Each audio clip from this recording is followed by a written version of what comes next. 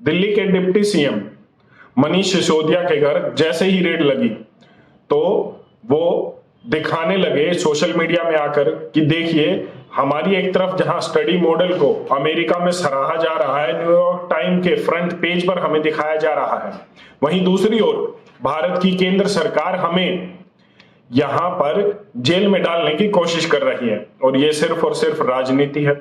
अब New York times में front page पर वो खबर आई कैसे, लाई गई या आई, या फिर जो भी हुआ, और दूसरी बात, या फिर मनीष सिसोदिया जो डिप्टी सीएम के, उनको फंसाया जा रहा है या सही में उन्होंने कुछ गलत किया। ये राजनीतिक बातें हैं। हम बात करेंगे दिल्ली की सरकार की एक और ऐसी पॉलिसी की जिसे अब जापान भी अपना रहा है। जापान ने भी यही उसी रास्ते पर चलना शुरू कर दिया है जो दिल्ली कर रही थी अपने लोगों के लिए।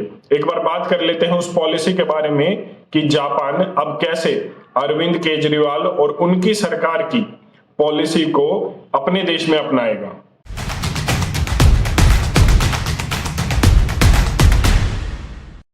दिल्ली में अभी कुछ समय पहले ही लिकर पॉलिसी आई थी, शराब के ऊपर पॉलिसी आई थी कि आपको घर पर बैठे दवाई मिले ना मिले, जरूरी सुविधाएं मिले ना मिले, लेकिन शराब जरूर मिलेगी। ऐसे ही पंजाब में और धीरे धीरे ये शुरू हुआ था। हालांकि हरियाणा में भी यह पॉलिसी पर बात चल रही है, जबकि हरियाणा में जो कहते हैं ना, इनके ऑपोजिशन की सरकार है, मतलब बीजेपी की सरकार है। तो ऐसा क्यों है, क्यों सरकारें लोगों को शराब पिलाने पर तुली हुई हैं? इसका सबसे बड़ा कारण है कि लिकर से जितना भी टैक्स आता है, टैक्स कलेक्शन होता है सरकार का, चाहे वो स्टेट गवर्नमेंट हो चाहे सेंट्रल गवर्नमेंट हो, वो बहुत बड़ा होता है, बहुत बड़े लेवल पर टैक्स कलेक्शन होता है और जीडीपी का काफी बड़ा हिस्सा ये होता है। आप कितनी कोशिश कर लीजिए, कोई भी सरकार इसको पूर्ण रूप से 100% बैन नहीं कर सकती। भारत में ही आप देख लीजिए, गुजरात में शराब बैन है, लेकिन गुजरात में अभी खबर आई थी कि गुजरात में करोड़ों लीटर शराब की कंजम्पशन होती है। और अभी एक इंसिडेंस हुआ था जब जो है अवैध शराब, जो हम कहते हैं कि देशी शराब पीने से काफी लोग मर गए थे। बिहार में भी यही है, लिकर पॉलिसी उधर भी बैन है, लेकिन जितना ब्लैक मार्केटिंग शराब की बिहार में होती है शायद ही किसी देश में होती होगी। वहीं दूसरी ओर वहां पर भी अवैध शराब, देशी शराब पीने से हर रोज लगातार कोई ना कोई मामला आ ही जाता है, जिसकी या तो तबीयत बिगड़ जाती है या फिर वो व्यक्ति मर जाता है देशी शराब पीने से। वहीं अब दूसरी ओर जापान ने भी इसका अनुसरण शुरू कर दिया है, दिल्ली सरकार का, केजरीवाल की सरकार का।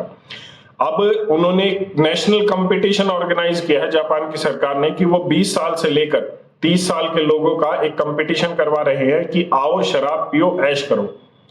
ये क्यों कर रहे हैं?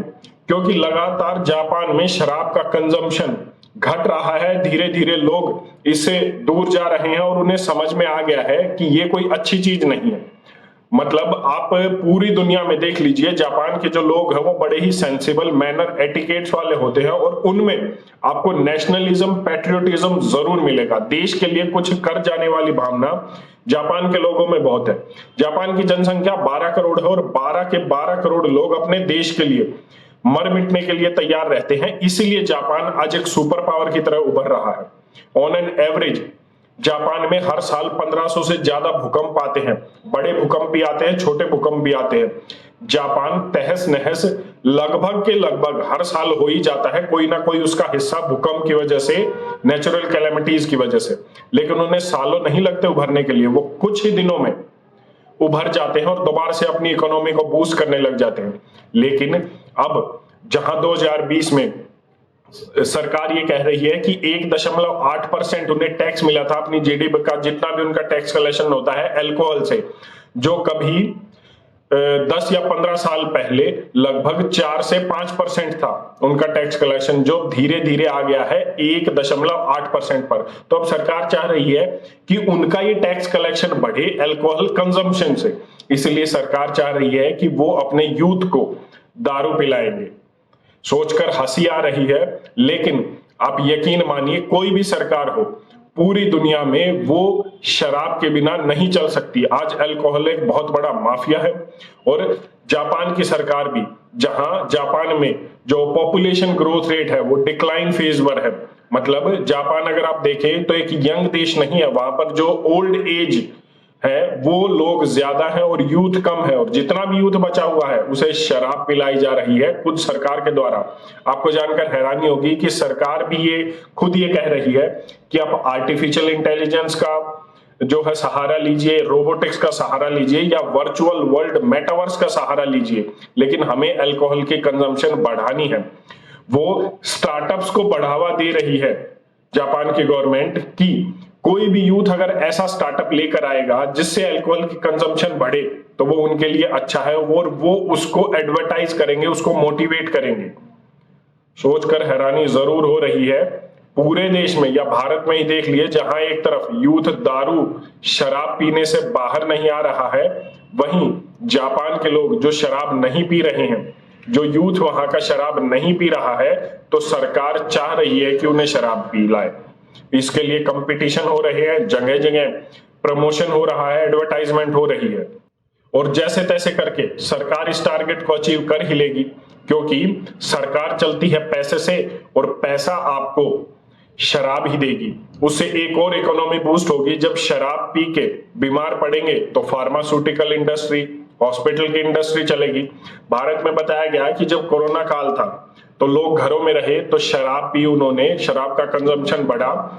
सरकार के लिए स्कूल खोलना जरूरी नहीं था, क्योंकि सरकार ये कहती थी कि कोरोना का इन्फेक्शन फैल जाएगा, लेकिन जब 1-1 किलोमीटर लंबी लाइनें लगी शराब के ठेकों पर, तो वहां पर सीआरपीएफ, सीआईएसएफ उन्होंने जरूर डेप्यूट कर दी, ताकि शराबियों को कुछ ना हो, उनकी सिक्योरिटी, उनकी सुरक्षा उनके लिए जरूरी थी, ताकि जो शराबी है वो इकोनॉमी को बूस्ट करे। और हालात ये हुए, एक रिपोर्ट के अनुसार भारत में कोरोना के बाद और कोरोना के समय में 1.5 गुना से ज्यादा लीवर डिजीजेज में आपको बढ़ोतरी दिखी। इतने लोग लीवर डिजीजेज से इन्फेक्शन हुए, इनको जो है बीमारियां आई कि हम अंदाजा भी नहीं लगा सकते। ये हालात हैं, मतलब सरकार के लिए सिर्फ आपका टैक्स कलेक्शन ही एक बड़ी चीज है, उसके अलावा सरकार ज्यादा नहीं सोचती। अगर पैसा आ गया तो हम सब कुछ देख लेंगे, ग्रोथ रेट डिक्लाइन हो, लोगों की मौत हो जाए और इस तरीके से यूथ बर्बाद हो जाए, वो कोई दिक्कत नहीं है। और कहीं ना कहीं अगर ऐसी बातें चल रही हैं तो कहीं ना कहीं ऐसा लग ही रहा है कि सरकार यही चाहती है, क्योंकि घर पर दवाई पहुंचे ना पहुंचे किसी बीमार के, लेकिन घर पर शराब पहुंचने के लिए पॉलिसी जरूर बना रही है। तो सरकार किस ओर ढकेलना चाहती है? मैं तो कहता हूं कि जापान की सरकार या किसी भी सरकार का ये डिसीजन हो, ये डिसीजन गलत है, जो नहीं होना चाहिए। आपकी इस पर क्या राय है, एक बार कमेंट करके जरूर बताएं। धन्यवाद। जय हिंद।